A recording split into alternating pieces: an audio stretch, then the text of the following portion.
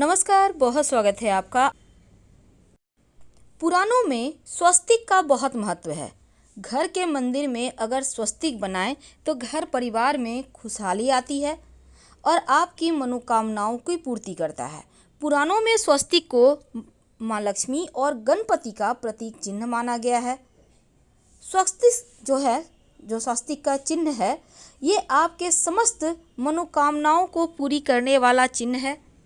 घर में हमेशा ही स्वस्तिक सीधा बनाइए और घर के मंदिर या किसी भी मंदिर में अगर आप स्वस्तिक बनाकर आप उस पर 5 तरह के अनाज रख कर दिया जलाते हैं तो आपकी मनोकामना जल्दी पूरी होती है। आप ये प्रक्रिया घर में भी कर सकते हैं। एक थाल ले लें और उसमें 5 तरह का आप स्वस्तिक बनाकर सिंदूर से और 5 तरह का अनाज रखें।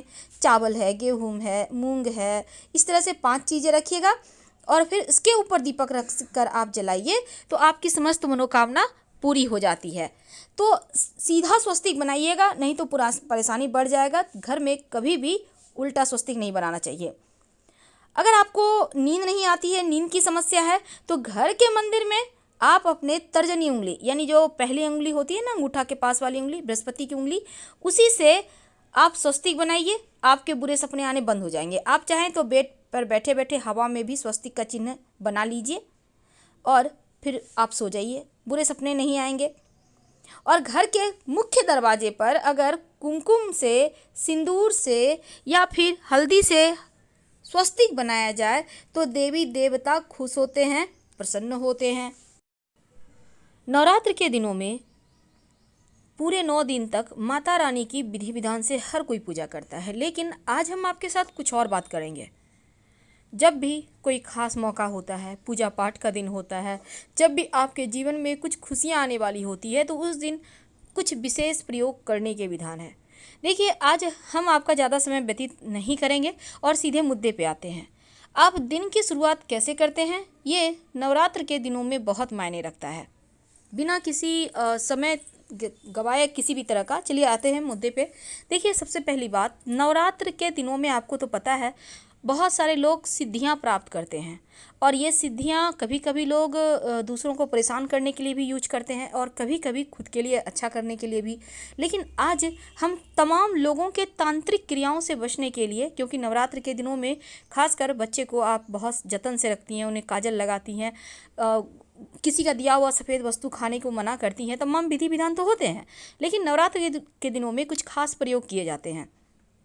जैसे कि पूरे 9 दिनों तक, अभी जितने भी दिन बचे हैं, जब भी आप ये वीडियो देख रहे हैं, सुबह सुबह उठकर घर के मुख्य दरवाजे पर थोड़ा सा गंगा जल तो आप डालिए ही, लेकिन इसके साथ ही घर के मुख्य दरवाजे के बाहर जब आप सफाई करवाते हैं तो पहले झाड़ू ना लगवाकर पहले पानी डलवा दें, फिर झाड़ू लगवाएं। घर में जब आप पोछा वगैरह लगाइए, ये सुबह का काम है पूजा करने के पहले। जब आप घर में पोछा लगवाइए तो बहुत सारे लोग नमक डाल के नहीं लगाना चाहते हैं, क्योंकि नमक को थोड़ा सा लोग अलग समझते हैं। कोई दिक्कत नहीं है, आप फिटकरी मिला हुआ पानी से घर की सफाई करवाइए ताकि निगेटिव एनर्जी ये फिटकरी दूर करे, सोख कर हटा दे। अब घर जो सपनों का घर होता है, उसको बेहतर करने के लिए सबसे पहली बात तो घर के मुख्य दरवाजे को सजाइए, क्योंकि माता रानी का आगमन हो चुका है और हो सकता है किसी भी क्षण आपके घर में पधारे। तो ऐसे में साफ सफाई का विशेष व्यवस्था रखें। हर एक चीज़ घर में, हर एक वस्तु करीने से सजा कर रखें और अपडेट रहें, एकदम आप भी सलीके से रहें। लेकिन एक और चीज़ है कि आप लाल रंग के कपड़े थोड़ा कम पहने। वैसे पीले रंग, बाकी के रंग पहन सकते हैं, पर ब्लू और ब्लैक भी ना पहने, क्योंकि डार्क ब्लू और ब्लैक कलर पहनकर आपका पूजा शुद्ध नहीं माना जाता। तो इसका भी आपको ध्यान रखना है। और दूसरी बात, खासकर अष्टमी और नवमी के दिन ज़्यादा लाल रंग पहन के, जैसे कि बहुत जगह रामनवमी की पूजा होती है, रात में माता रानी की पूजा होती है, तो जैसे आपने कृष्ण पक्ष में बसौड़ा मनाया, उसी तरह से शुक्ल पक्ष में भी होता है। इसमें शीतला माता की पूजा की जाती है, तो उसमें उस दिन आप कम से कम लाल रंग कपड़े मत पहनिएगा। और दूसरी बात, अपने घर के मुख्य दरवाजे पर हल्दी से स्वस्तिक जरूर बनाइएगा। हर रोज़ बना सकें तो सर्वोत्तम होगा। एक कटोरी में थोड़ा सा हल्दी ले लें, पानी डाल के रख दें, जब वो सूख जाए फिर थोड़ा सा पानी डालकर गीला कर दें और हर दिन एक नियम बना लें, आप स्वस्तिक के ऊपर ही फिर से रिपीट करते रहें। आम के पत्तों का या अशोक के पत्तों का बंधनवार लगाएं। देखिए, अशोक के पत्ते आपके दुखों को हरता है और आम के पत्ते आपके स्वास्थ्य को अच्छा करता है। तो आप अपने परेशानी के अनुसार कोई भी पत्ता या आपको जो भी मिल जाए उसी का बंधनवार लगाइए। और इसके बाद आप घर के मुख्य दरवाजे के अंदर दाहिने तरफ, याद रखिए, मुख्य दरवाजे के अंदर, जैसे आप घर से बाहर निकलेंगे ना, तो अंदर की तरफ दाहिने तरफ एक बर्तन में, कोई भी बर्तन हो सकता है, कांच का, प्लास्टिक का, आपके घर में स्टील का है, जो भी बर्तन है, मिट्टी का है, आप उसी में जल भरकर, पानी भरकर रखिए और 2-4 पंखुड़ी अगर फूलों की हो तो डाल दीजिएगा। हर रोज़ यानी अगले सुबह इसको किसी पौधे में डाल दें और फिर से फ्रेश पानी इस तरह से आप भर के रख लें। निगेटिव एनर्जी को तो वो पानी सोखेगा ही, साथ ही आपने जो ये इसमें फूल रख दी, फूलों की पंखुड़ी रख दी, तो ये माँ दुर्गा को स्वागत के लिए है और स्वस्तिक का निशान हर हाल में आपको बनाना है, याद रखिएगा। अब हम थोड़ा और आगे बढ़ते हैं। अब आप जैसे स्नान वगैरह कीजिएगा तो नहाने के पानी में अगर आपके लिए संभव हो तो तुलसी के पत्ते डाल के नहा सकते हैं। बहुत सारे लोग पवित्र नदी सरोवर में नहाते हैं, आप चाहें तो गंगा जल डाल के नहा सकते हैं। आप चाहें तो इस पानी में, कई बार क्या होता है, आपका गुरु कमज़ोर है, विवाह नहीं हो पा रहा है, तो बच्चों को हल्दी डालकर नहलाइए। जो छोटे बच्चे हैं उनको फिटकरी डालकर नहलाइए या नमक डाल के नहलाइए, नज़र दोष नहीं लगेगा। भगवान सूर्य को जल जरूर अर्पित कीजिएगा, क्योंकि भगवान सूर्य तो हमेशा से ही वो देव, सबसे प्रथम देव हैं, तो ऐसे में प्रत्यक्ष हैं तो प्रमाण है, तो उनको जल जरूर अर्पित कीजिए। अगर नहीं भी अर्पित कर सकते हैं तो कम से कम प्रणाम करके 27 बार गायत्री मंत्र पढ़ लीजिए। गायत्री मंत्र एक ऐसा मंत्र है जो आपको विपरीत से विपरीत परिस्थिति में भी संभाल लेता है।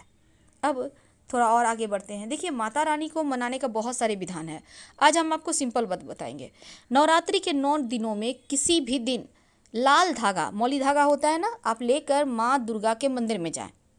अब कोरोना का वक्त है, ज़रा संभल के ही जाइएगा और घर में ये उपाय नहीं कर सकते आप, इस बात का ध्यान रखिएगा। जहाँ भी है, मानते हैं दुर्गा जी की प्रतिमा स्थापित नहीं होती, पर आप चले जाइए। अगर दुर्गा जी का मंदिर नहीं है आपके एरिया में तो फिर कोई बात नहीं है, आप जो भी भगवान का मंदिर है वहीं चल जाइए। वहाँ पर पाया है मंदिर में, ग्रिल है मंदिर में, उसी में अपने मन्नत की ये धागा अपनी मन्नत कहते हुए बांध दीजिए, आपकी मन्नत पूरी हो जाएगी। अगर आप ये उपाय कर लेते हैं तो आपकी मन्नत हाथों हाथ पूरी होगी और जीवन में इसके पॉजिटिव रिजल्ट भी मिलेंगे देखने को।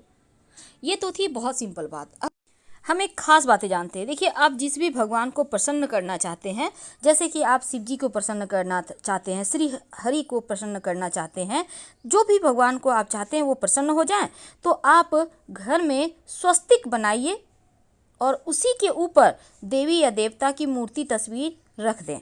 इससे देवता खुश हो जाते हैं। और आपके अगर घर में मंदिर है, पूजा स्थान है, तो आप उनके आसन के ऊपर भी स्वस्तिक का चिन्ह बना सकते हैं। और साथ ही आप चाहें तो एक चांदी का स्वस्तिक मार्केट में मिलता है, लाकर स्थापित करके उसकी पूजा कर सकते हैं। जीवन में कभी भी धन की कमी नहीं होती। धन लाभ के लिए खासकर घर के मुख्य दरवाजे पर ही स्वस्तिक बनाना है आपको। और इसके साथ ही नवरात्र के दिनों में पूरे 9 दिनों तक रोज शाम में कपूर और लौंग जलाकर आरती करें और जब वो ठंडा हो जाए तब घर के मुख्य दरवाजे पर छिड़काव करें और बाकी बचे हुए पानी को किसी पौधे में डाल दें। ऐसा करने से निगेटिव एनर्जी से बचे रहिएगा। रोज शाम में कपूर और लौंग जलाकर ही आरती करें। अगर आप घी का दिया जलाते हैं तो उसमें 2 लौंग डालकर ही जलाइए, सुबह में भी और शाम में भी। और इस दीपक में जो धागा होगा ना, वो लाल वाला धागा लीजिएगा, क्योंकि लाल धागा लक्ष्मी को आकर्षित करता है। रुई वाला धागा मत यूज कीजिएगा, यानी रुई मत यूज कीजिएगा। यहाँ पर लाल धागे की बात करें हमने। अब एक छोटा सा प्रयोग, बहुत सिंपल है लेकिन इसके फल आपको मिलेंगे। देखिए, नवरात्र के दिनों में एक छोटा सा प्रयोग किया जाता है उल्टा स्वस्तिक का। अभी तक हमने आपको कहा कि एक सीधा स्वस्तिक कैसे सिंपल तरीके से आप घर के मुख्य दरवाजे पर बनाएं, लेकिन एक उल्टा स्वस्तिक आपकी समस्त मनोकामना को पूरी कर सकता है। क्या करेंगे? किसी भी दिन माता रानी के मंदिर जो जाए, मंदिर में यानी घर में नहीं करना है, ये बाहर जाके करना है। अगर आपके घर के आसपास दुर्गा जी का मंदिर नहीं है तब आप किसी भी देवता के मंदिर में कर सकते हैं। क्या करेंगे? आप अपने घर से सिंदूर में थोड़ा सा घी या सरसों तेल मिक्स करके किसी भी पास के मंदिर में लेके जाइए।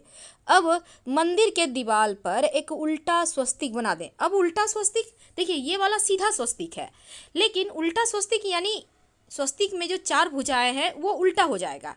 तो उल्टा स्वस्तिक ठीक इसी प्रकार से आपको बनाना है और मन्नत कहकर अपने घर आ जाइए। जब आपकी मन्नत पूरी हो जाए तब फिर से उसी स्थान पर, उसी मंदिर के दीवार पर आप जाकर एक सीधा स्वस्तिक वहीं पर साइड में बना दीजिए और भगवान को प्रणाम कीजिए। तो इस तरह से उल्टा स्वस्तिक आपकी मन्नत पूरी करेगा। लेकिन घर में बिल्कुल